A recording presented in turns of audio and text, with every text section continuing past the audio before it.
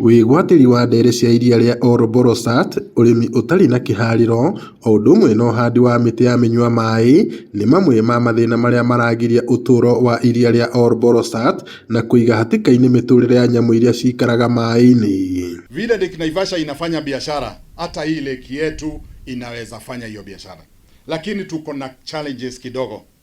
Ya kwanza iko hii maneno ya encroachment, na ndio sababu tunakuwa na shida ya human wildlife conflict, kwa sababu sasa hapo hippopotamus wanakosa chakula, ndio wanakuja kuingilia sasa mashamba yetu. Kwa hivyo hiyo encroachment imeumiza hii lake sana. Let this be a turning point for Lake Olobolosat. We must move beyond conversations. We need urgent action. Gesema kitu ambacho ni important sana ni marking the boundaries of this lake, kwa sababu imekuwa elusive for a very long time, and with that what you are pushing for is gazettement of the lake as a national reserve.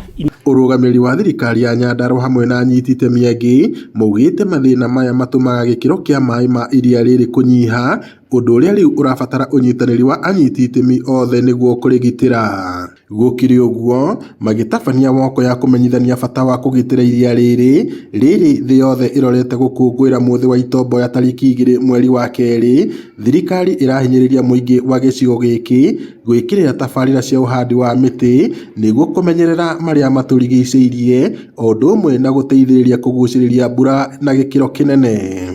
Ahimiza wote, wananchi wote ambao wana surround hii lake tuwe part of the change ambayo tunaleta hapa Lake Olobolosat.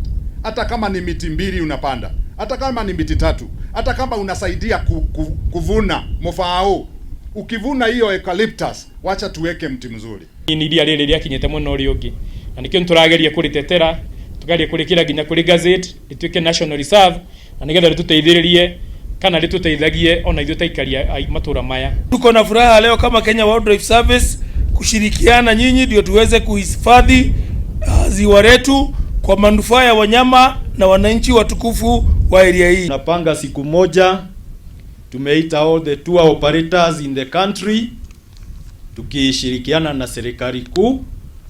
We'll have a tour of Nyandarua, the big 5. So hivyo ndivyo tunafanya kujaribu kupromote hii ziwa na pia ili investors wakuja hapa. Ngiriboti Inooro TV kuma iria-inĩ rĩa Olobolosat, gũkũ nĩ kaunti-inĩ ya Nyandarua, njĩtagwo Peter Mwangi.